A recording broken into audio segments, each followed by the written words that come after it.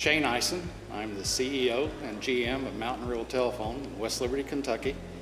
We was formed in 1950. We serve about 1,200 square miles in eastern Kentucky, and we've actually had fiber to the home since the end of 2014 for all of our ILEC. So I think we've helped the community by, of course, bringing them high-speed broadband, and that being fiber to all customers. That opens up a whole world to our small rural communities.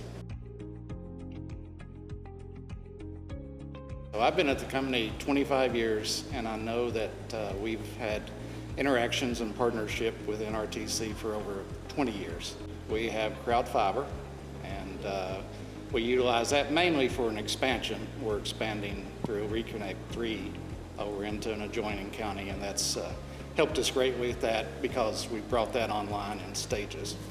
And then also for even longer, we've done email and DNS service through NRTC.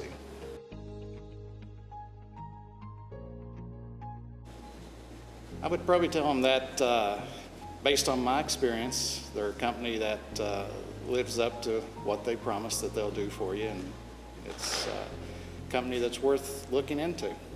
And for me, and I think a lot of small rural companies, it all depends on relationships. It's not just about the product that the company provides, but it's about the people. So it's those relationships that we value. So I'm not a singer, but if I did do karaoke, then it would have to be a Prince song, and it'd have to be When Doves Cry.